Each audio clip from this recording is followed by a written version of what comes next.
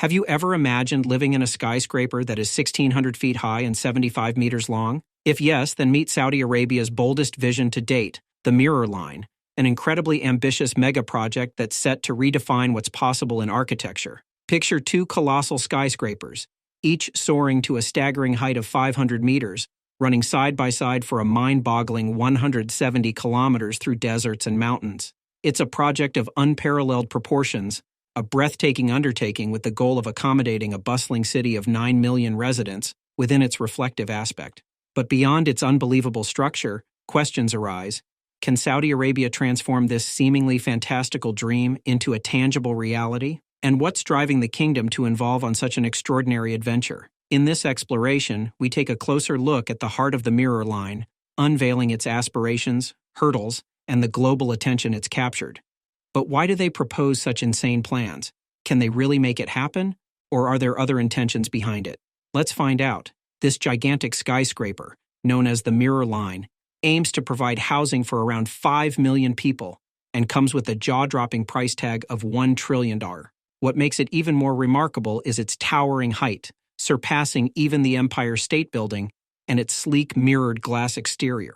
The Mirror Line is a central component of the Neom Desert City, a project so vast it's set to rival the size of the entire state of Massachusetts. The Neom City, unveiled in January 2021 by Saudi Crown Prince Mohammed bin Salman, aspires to become a royal and iconic construction project, much like the timeless pyramids of Egypt. Back then, Prince Mohammed expressed his vision, stating, "The line is a project that is a civilizational revolution that puts humans first." He set an ambitious goal for the Mirror Line to be completed by 2030, although experts have suggested it might take as long as 50 years to build. The prince outlined the project's objectives, aiming for a community of 1 million residents who could conveniently meet within a 5-minute stroll and traverse the entire distance within just 20 minutes. Moreover, the venture is expected to rely on sustainable and renewable energy sources. Because the building is incredibly long, it needs special support beams to adjust for the Earth's curve. Additionally, there are plans to include a marina for boats. These advanced buildings have a shiny silver look and detailed interiors with stairs, plants, and homes. The idea is to create a community where people live in a long line, and they will have access to farming integrated into the building's walls to get their food.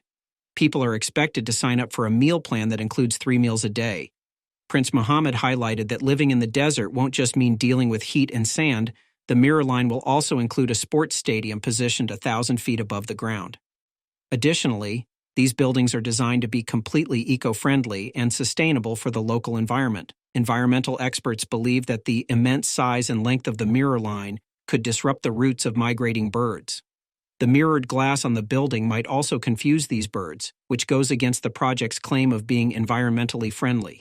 Originally, the Mirror Line project was planned to take 50 years to complete, but now they aim to finish it by 2030.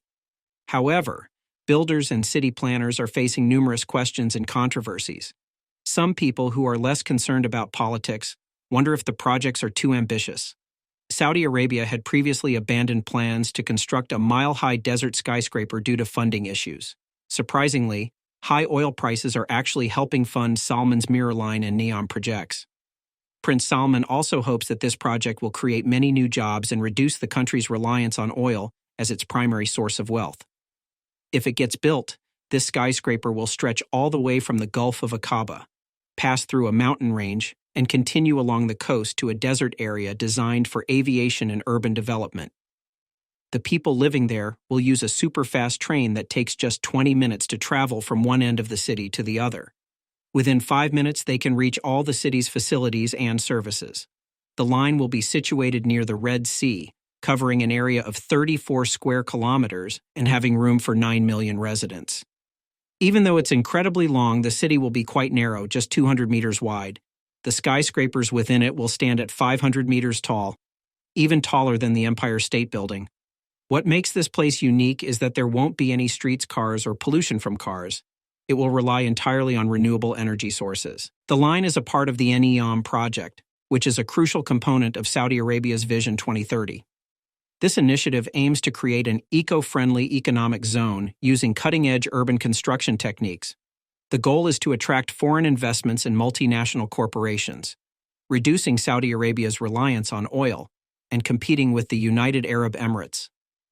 Although the NEOM project faced skepticism about its ability to attract investments and meet deadlines, it has been steadily advancing since its launch in 2017.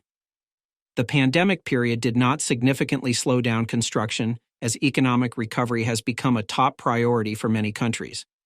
However, like any massive project, NEOM has its own set of challenges.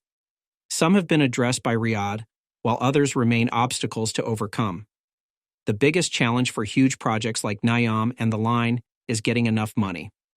Saudi Arabia has struggled to attract money and investments from other countries and companies. Originally, they planned to finish NEOM by 2030 with $500 billion, but now it might take until 2050, and that will make it much more expensive. So they expect the whole project, including the line, to cost Saudi Arabia $1 trillion. Saudi Arabia's own investment fund, called the Public Investment Fund (PF), is funding the project. They have talked to some foreign companies, including Russian ones, about helping build some of the stuff for NEOM. But they haven't been very successful in finding other companies or countries to invest money in the project. Justin Alexander, the director of college economics, told the New Arab, "The only major foreign investment announced to date is the green hydrogen plant, and even the PIF-owned Lucid Group has decided to instead locate its electric vehicles factory in King Abdullah Economic City, which has a developed infrastructure and is located close to major population centers." Another challenge they face is, the NEOM project wants to make a city that's not just smart, but really smart, like a city that can think for itself. But making a city like this is very hard, and Saudi Arabia can't do it all by itself. They need help with technology and ideas. Actually, the idea of a city like this is not new. In 1956, American architects had a similar plan called the Linear City, and in the 1970s, architect Rem Koolhaas had a similar idea in a book. But making it real would be a big achievement for Saudi Arabia. They need to use the latest technology in city design to make this city interesting for people to live in and for investors to put their money in. If they don't do it right, NEOM could end up like many other cities in the Gulf that were never finished. Some other big cities in the Middle East, like King Abdullah Economic City and Dubai's projects, haven't done so well. They expected lots of people to live there, but it didn't happen. There's even a project called The World in Dubai that's sinking into the sea. So people are wondering if NEOM will be different. One of the big challenges for NEOM is that they need skilled workers from other countries, and that might not be easy to fix quickly. There are also social problems that Saudi Arabia needs to think about. NEOM is being built in a place where the Hawitat tribe has been living and farming for a long time. The Saudi government wanted to take their land in 2020, and one member of the tribe, Abdul Rahim al-Hawaidi, didn't want to give up his land. He made a video on YouTube saying that he might be killed. Later, there was a shootout with the police, and he was killed. This made a lot of people who care about human rights very upset. So even though the line and NEOM could be good for Saudi Arabia, they also have to deal with problems like this. The Crown Prince, Mohammed bin Salman, has a big challenge. He needs to dream big, but not so big that it's impossible to achieve. Right now, not many people are openly complaining about the changes he's making, but he needs to be careful not to upset the people in the country. The people who work in the government might also resist his reforms by slowing things down or leaving work early. If the price of oil stays low, or if investors don't believe in his plans, or if there are problems in the region, it could slow things down too. He's also cracked down on people in the country who criticize his policies. Most importantly, Mohammed bin Salman needs to keep making progress and not get stuck like previous leaders. A Saudi political analyst said that Saudi Arabia is a rich country, and they just need good leadership. It will take at least 5 years of hard work to make things better. Saudi Arabia's $1 trillion skyscraper project, the Mirror Line, represents an ambitious vision for the future. While it captivates the imagination with its futuristic design and sustainability goals, it also faces significant challenges, including financial, technical, and social hurdles.